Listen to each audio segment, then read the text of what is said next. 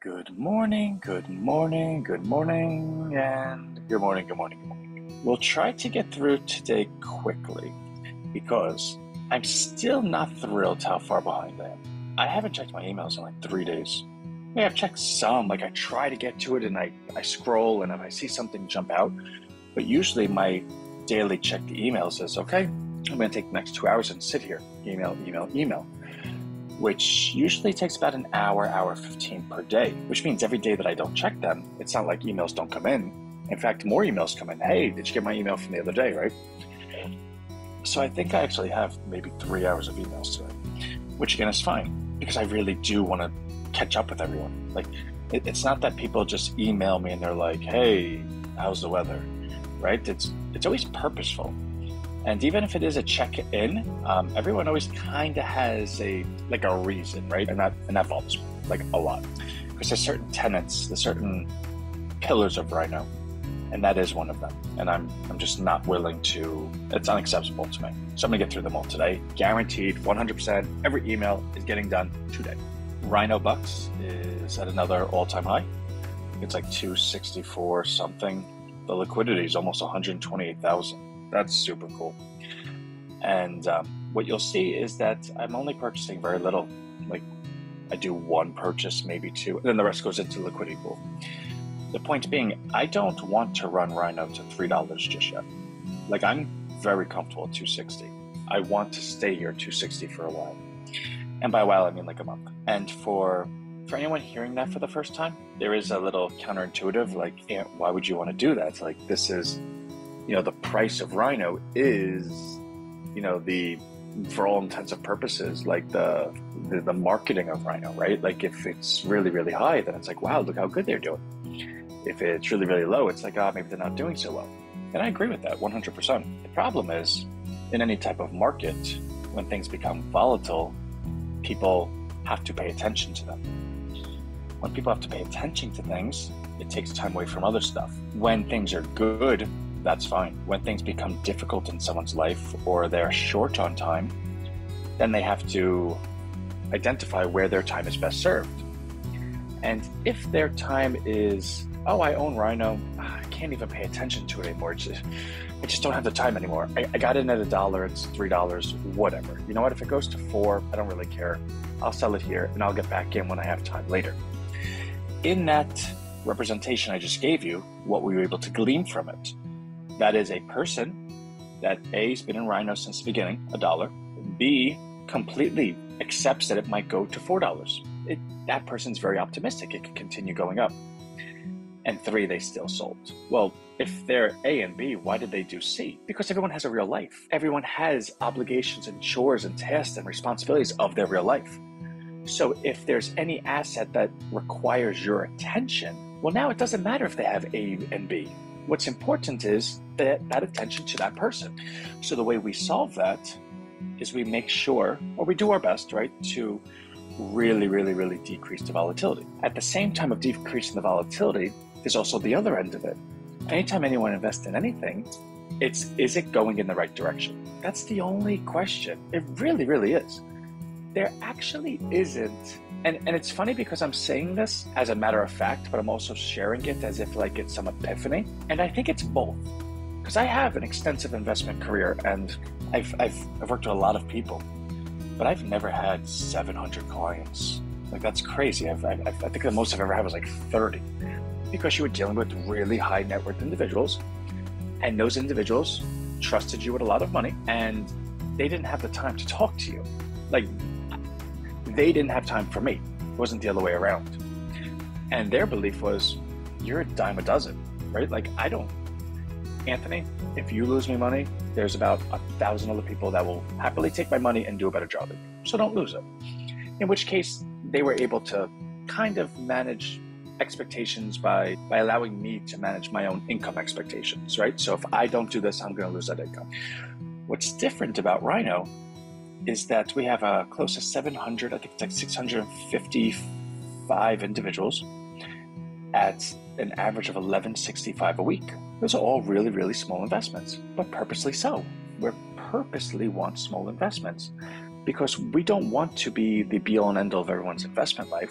We want to be a part of it. Because the belief is if we have a lot of us, well, then a small part of a really big pie, in our opinion, is better than a big part of a small pie. Like if you said, Anthony, you have $1 billion under management. Does it matter how it happens? Yes, 100%. Well, what do you mean? You have $1 billion under management. What do you care how you have it? Well, if it's one person that gave me $1 billion, I'm literally losing my mind every day because it's one person. If I don't do everything that person says, guess what happens? I don't have it anymore. If I don't have it anymore, how much do I have? Zero. I could go from $1 billion to zero based on one person's mood. I don't want that. What if I have $1 billion under management because 1 billion people gave me $1 each? How do you think I sleep at night? I'm sleeping like a baby. Because as long as I stick to good performance and high ethics and high values, do I ever expect any large percentage is going to just all of a sudden fall out of favor with me? Especially if I'm contacting and I'm in contact and I'm speaking and I'm presenting and bop every single day? Well, the answer is no, because that's impossible. For instance, there is a reason why we present every day. It's a symbiotic reason. It's not, oh, Anthony's figured this out. No, I need to make sure that everyone is always on the same page with me. I need to make sure that I'm on the same page with you. If there's something that you don't like, tell me. And I know you'll tell me because we're here together every day. And consequently and conversely, I do the same thing to you. Therefore, there never is going to be a time, presumably, right, that you're going to think RHINO is a 10 and then the next day think RHINO's a 0. Because there's too short of a duration between day after day for anything major to happen when the founder and steward is actually leading with his ethics, right? Like, I don't know what could happen. Because if I'm doing everything by the ethics, because that's just my personal values, then what would lead a large percentage of people to say, well, you know what, Ant, that was a bridge too far. What that does for everyone else in RHINO is everyone could see that, and everyone could see the market, everyone could see the low selling, everyone could see the high retention. So when you have a low volatility, but also your own eyes and a history of performance shows you, there's never really been a day that any collection of people ever just got out of bed and said, hey, listen, I'm dumping my RHINO. In fact, it's the opposite. You could very clearly see that there's probably a 90-95% of people that are saying, it's going in the right direction. Why would I get out of it? Let me just allow it to go. And I know we said self-fulfilling prophecy a lot of times yesterday, but that actually is its own self-fulfilling prophecy. I was taking a jog this morning, and of course I'm thinking of the next ideas, and I want to share that with you. Hey, Frida.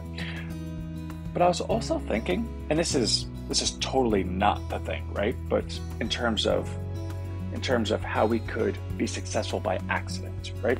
If I sat here every day for the next 10 years, right? And I had the same ability and same performance to ease everyone's concerns, right? Everyone was as comfortable as they are today. Let's just say everyone stays at this comfort. For the next 10 years, it's the exact amount of selling behavior as it is today. Well, in that scenario, 10 years from now, the market cap would, think about that, right? So it was 63,000 in February. It's now July, and it's 130,000. And I'm using rough numbers. So we could say it doubled. So it doubled in 5 months, which presumably means it's going to double 5 times over 2 years. Well, let's play that game, right? So if it doubles in 5 months, that's 260. Doubles again, 520. Doubles again, 1.04 million. Doubles again, 2.08 million.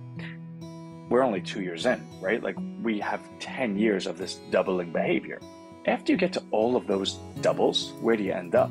Well, wow, RHINO really didn't do anything in the last 10 years. And in fact, we always had these big dreams, but nothing ever came to fruition. It kind of stinks. Nothing ever happened.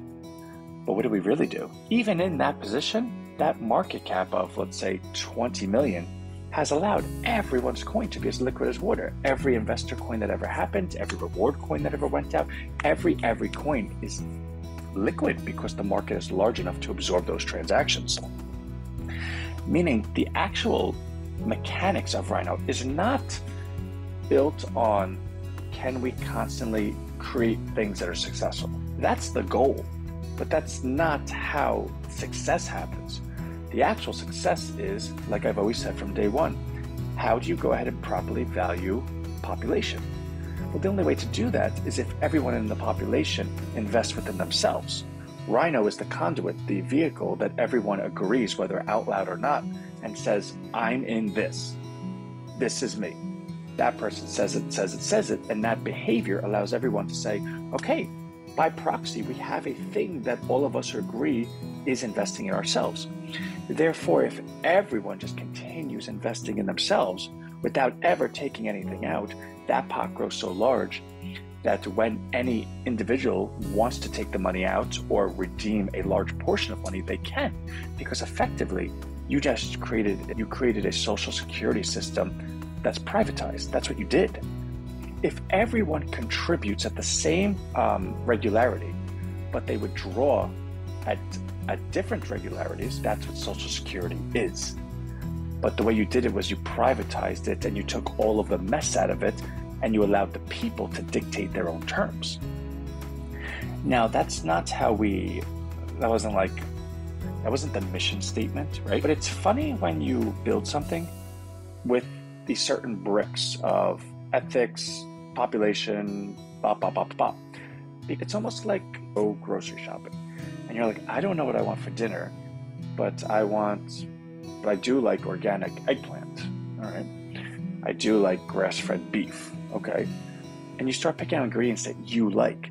Well, inevitably, even though you don't know what the dinner is going to be, you already know you're going to love it because every component of it you picked out and you already liked. That's kind of RHINO, if that even makes sense. What's funny about that is that's like the worst case scenario, right? And when the worst case scenario just makes a light bulb moment where you're like, oh my God, that finally made sense to me, that's a good thing. So I told you I talked to my team yesterday, which I did, and we have our 12 o'clock today, which we will. And the idea has gotten quite big. So let me see something, actually. I'm looking at my computer, so you could see me, but I can't see you, because there is something I want to show you. The vision is everyone would have a RHINO friend. You could choose to have it for free, or you could choose to have the premium plan, which allows you to then contribute your business to RHINO Friend. By contributing your business to RHINO Friend, everyone that ever has RHINO Friend will be a potential customer for you, because RHINO Friend is going to be held by RHINO. Every friend is going to be a duplicate of the original code. The original code is going to be owned by RHINO. RHINO will go ahead and edit that code as it sees fit. So say Abdul says, hey, Ant, I want to get into the premium thing. I have this really great business. I export bananas, right? And they're the best bananas ever. And I would like to export and grow my business globally. I'd like to contribute. And I would say, okay, that sounds great. Let me take a look at your website. Because again, we're going to have to vouch for these companies. So it can't be like Abdul's like, oh, I just found this money-making thing online and I paid $37 for the modules. And now I don't care for any of that. I'm talking about like a real business, something that you are proud of or pleased with, right? Something that's you. So we take a look at the business and we're like, wow, that's actually really cool. Like he grows the bananas himself and whatever. So we go ahead and list his site within the prompt. And of course the prompt has to know something about it. So maybe we dedicate 200 words to Abdul. And those 200 words are everything that we believe of his business, everything he believes of his business, the pricing of the business, any special deals, what the sales pitch is, and then the website to go to, and maybe a special call to action, which I think we might actually require, right? Because I believe if given the opportunity where everyone all of a sudden is going to pioneer the best marketing ever, I'm always going to defend the buyers, right? I'm just always going to.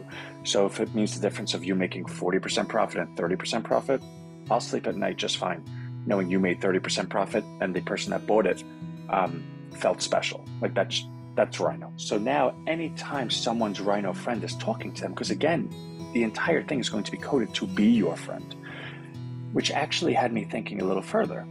RHINO Wealth, why don't I just throw it in there, right? RHINO Doctor, RHINO Lawyer, and then think of like 10 other super duper services that are professionally based that require you to pay by the hour to somebody because they are a specialty in something. If we could code and get that same knowledge and actually probably be even smarter than them, I think that'd be cool. So what if the base version of Rhino Friend checked off every box of everything you'd ever need? Well, that'd be pretty cool. So you take that, and now who wouldn't want to get in for free? The base version is really, really cool. But because we're going to, well, we have a database, but we're going to get a much larger database. Every conversation you have with your Rhino friend will actually be recorded in your database. Every time you ever message them, the bot is going to scan or digest everything in the database so that they're fully caught up. Meaning, if you have this Rhino friend and you tell them today, hey, I love bananas, yeah, they might go ahead and recommend you jump into Abdul's company. And maybe you say, not today. I like bananas more in the spring. Like, that's when I really like them. Well, you're going to be with this thing long enough that comes springtime, and the bot will make a recommendation to you. Hey, Anna, remember when you said you love bananas in the spring? I've been waiting and waiting and waiting. And I know Abdul, he's one of the greatest guys. Just check out the site. Are you ready? Let's do this. In which case, Anna will. Now, why will Anna trust the bot, or at least take the recommendation, or at least feel comfortable that the bot made the recommendation? Because conceivably, the bot's going to have such a value to Anna's life, whether it's giving her accounting advice, I'm an AI bot, don't take this for legal advice, but I'll try my best. And it'll be better than legal advice because it knows everything. So we'll work with that. But if it's giving Anna accounting and legal and dating and health and personal training and all this other stuff, it's conceivable that Anna might be, that's kind of like her best friend. She speaks to it on a daily basis, which means Anna and the bot have a relationship that allows the bot to be uniquely qualified to make any recommendation to Anna. Well, the recommendations that the bot is going to make have to be based on a pool of options. That's where the $10 premium plan comes in, because then it allows the bot to have options to recommend. I do want to go ahead and conceptualize what it looks like. When you're thinking of a bot, you're like, okay, Ann, I get it, a bot. How do people get to it? Was it like an app? Do I have to go on a website and like your Rhino friend thing now? No. So actually it would be integrated with Twilio, and it would be a text message on your phone. Now, all of us are quite fond of texting. We're very familiar with texting. That's not something that we don't know how to do. So the number, 732-555-22222 might be your Rhino bot named Ted. Hey, Ted, what's up? And you have it saved in your phone as Ted. After X amount of time, do you ever really think Ted is a bot any longer? No, it's just Ted. Hey, Ted, I got a question. My accounting is off. Do you remember last year in April when I had that problem? What was the bottom line for April 17th? Oh, yeah, no problem. It was blah, blah, blah, blah, blah. Now, you might say to yourself, well, Anthony, that's like really far-fetched. Like, how far are we from that? Well, that could happen tomorrow. The technology we have can pull up any data point at any point in time and regurgitate it to you immediately. So the example I just gave you, we already have that tech. Like, that's not something we have to figure out. Take that and multiply it by infinity times the duration you're with the bot. Well, how valuable is Ted to Anna, or Andy is to Brian, or whatever the case. So that sounds pretty cool. And it sounds like it can really, really grow, because also the other part of this is we don't know. But we do know technology will improve itself 3% a year compounded. That's just someone's principle. I don't even remember their name, but that's provable fact. When you add AI on top of it, it's fair to assess that that's going to be exponential. The point being, a year from now, I don't even know what technology we're going to have at our fingertips, but I know we're going to be growing with it, because once we establish this today, every new update, every new blah, blah, blah, blah, blah, we're going to be right there on the front lines, taking it and incorporating it, which means Rhino Friend, 10 years from now, if successful, it is fair to say that in 10 years from now, Rhino Friend will be, Microsoft, right? It'll be Netflix. It will be something where everyone's like, okay, they invented this and they've been doing it since day one and they've been upgrading the whole way through. It's impossible to say anyone's better. But let's go further. That's not enough for me. That sounds cool, but who knows me to be like, okay, great, we got there. What I want, and also all of these businesses will be on Rhino Street. So I know for the longest time, we've always spoke to each other and said, Ann, did we just give up on Rhino Street? Like, what's going on over there? Like, we need to populate it. You need to. And I always said, there will be a moment that we understand how to populate it. We just need to make sure that we're building it so that when that moment comes, we're prepared for it. Every person that joins this that business will be on Rhino Street, right? Like that's where it's going to live because the bot's going to pull from Rhino Street, which means the search engine overnight is populated and voluntarily populated by everyone in the entire world. That's good because that's kind of like our crown jewel. Like that's, to have that would be really, really cool. That'd be worth like $100 billion overnight.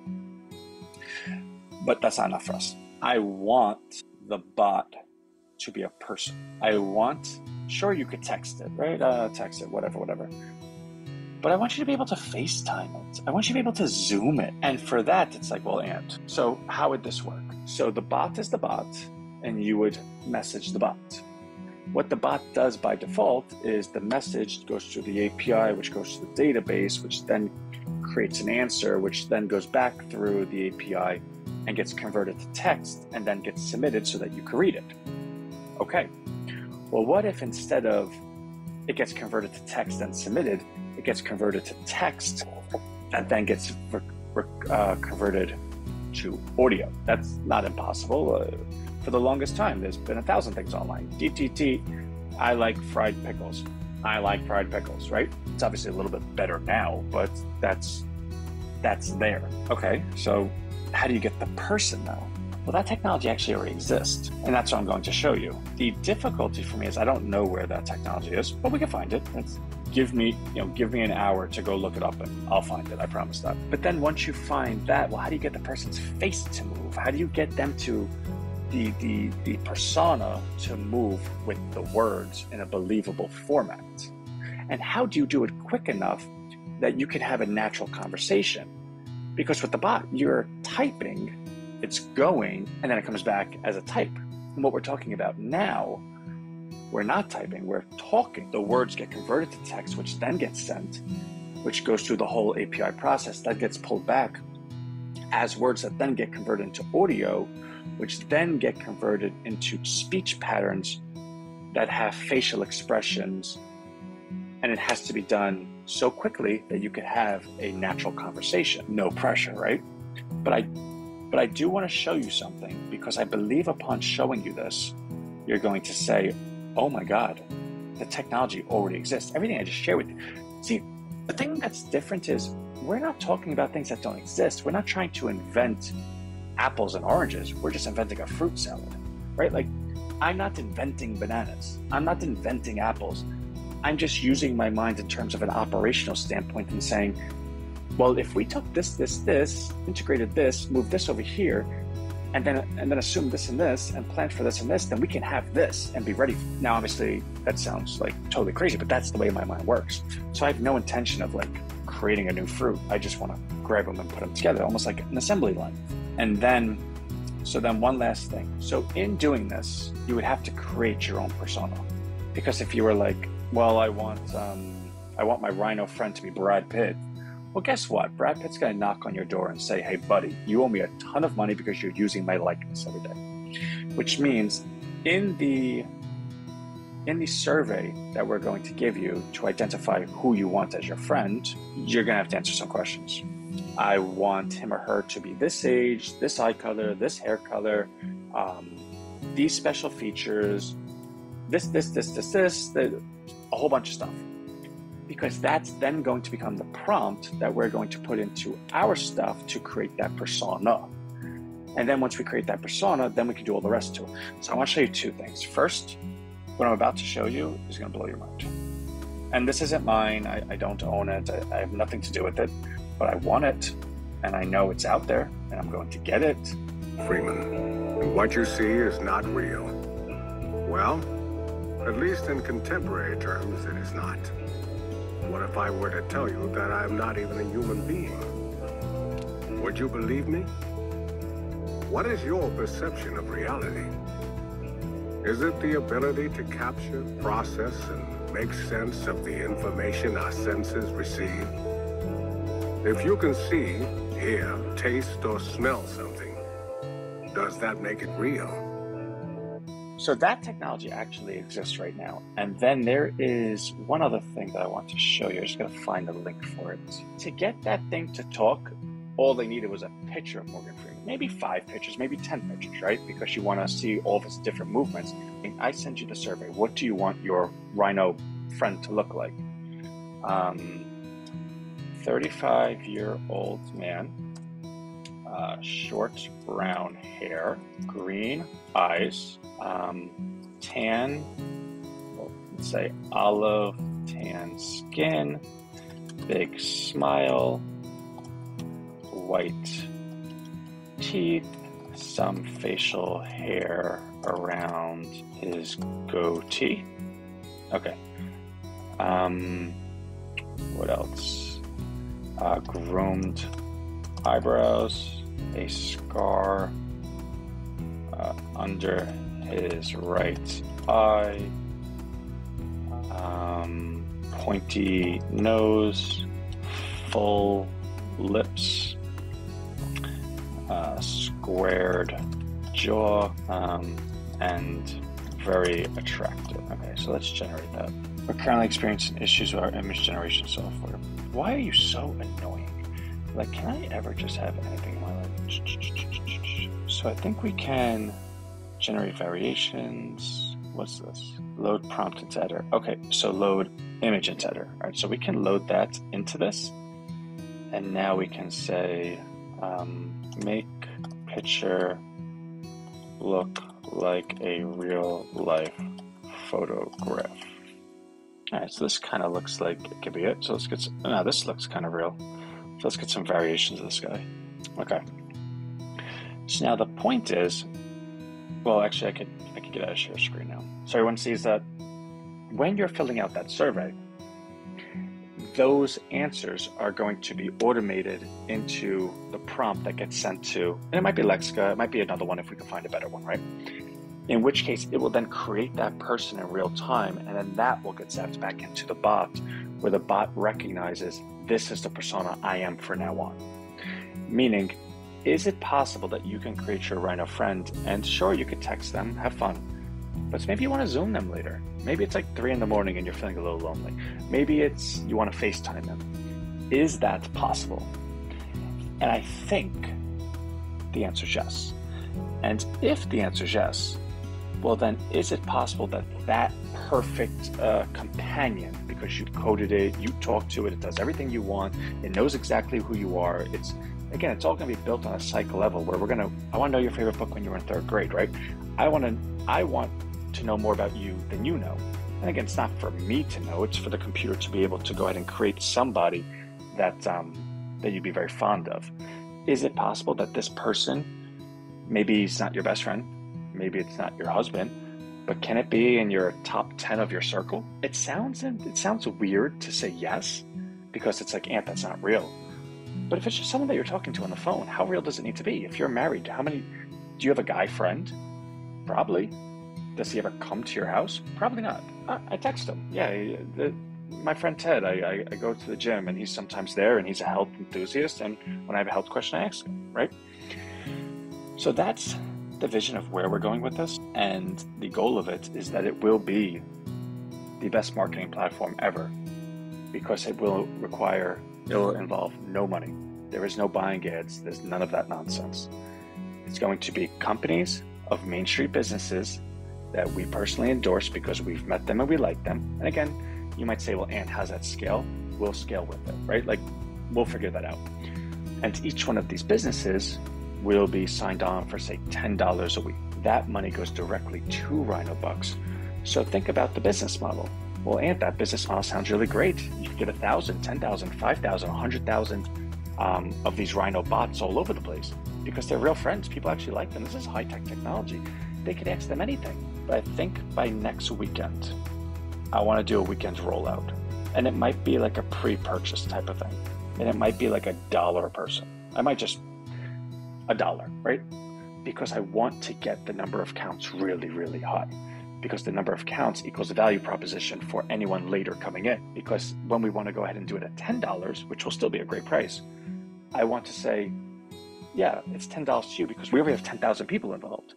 And then when we get to 1 million people, then you could do it for the $100, right? You could constantly scale up as you go. So I really like that. I think this is where we need to be. I think we actually will reinvent the world with this. And I don't think it takes 99% of agreeing with the vision to make that statement. I think if a reasonable, logical person looked at the business model, and they would say, oh, this doesn't exist, but there is a need for this. This can very easily exist. And if that's the answer, what market share does it have? Because if you say 5% of like the global market, that's kind of a big number. So today will be our last day with Salesforce. So the email tonight likely will be the last email we ever send with Salesforce. And besides me being a little bit upset with them, which is why we're making the move, there's also other reasons. I'm also just not thrilled with how complicated their platform is. And I'm equally super thrilled with how amazing Kartra's been. I'm beyond, do you know Kartra you can actually upload videos to? And Kartra has a whole section where they have DFY campaigns done for you, where you could go into it and they have like 5-day weekend rollout campaigns already made, and you just put your things in it. I don't know if there's a better system than Kartra. I just don't think there is. The point of me saying that is that's a real endorsement. I would tell my own mother, get Kartra. I'm moving from Salesforce to Kartra. The caveat is Kartra also has an amazing affiliate program. Kartra will actually give you 40 to 50% of the recurrings for life of anyone you bring in. Meaning I can do something that is completely in line with my actual belief, and everyone that joins, I will actually firmly believe that they will be pleased, they'll be happy about it. And at the same time, RHINO would come into $40 to $45 every single month for every single person. The question then becomes, or the realization, doesn't that kind of equal a new person at $10 a week? Because it's 4.3 weeks in a month. So if we're getting $40 to $45 per person, it's basically a $10 plan. So Kartra emailed me yesterday and they're like, hey, we have this new affiliate push we're doing where we're actually going to even give people 10% off. We have all the swipes, we have all the slides. If you want to be a part of it, take our stuff and just send it to your list. I haven't looked at it, but I actually think I want to do that this weekend. I think I want to do a Kartra push, because there's obvious income to us, a residual income. It's not like we're selling something that we aren't doing ourselves. We just moved over. I don't know how anything's more perfect than that. So I'm thinking we're going to do a whole push this weekend. And then next weekend, we're going to do the RHINO Friend push, where I'll spend all week putting together the videos for it. So that's where we are. So for those that look at the RHINO member numbers, they've stagnated ever since the email fiasco, because we've just been building RHINO Friend. We've all seen this plenty of times. Starting this weekend and next weekend, I expect those numbers to move up fairly aggressively. Who knows? Maybe we get 100 people join Kartra because of us. Well, that's $110 plans, right? Let's say next week we get, $500 plans. Okay, that would be pretty cool. But if we can do 600 new plans, we only have 650 as is, which means we're actually at a point that whether it happens or not to tell the story, but we can conceptually make a goal of doubling our business over the next 2 weeks. And that's pretty cool. Great things are happening. I love y'all. Bye.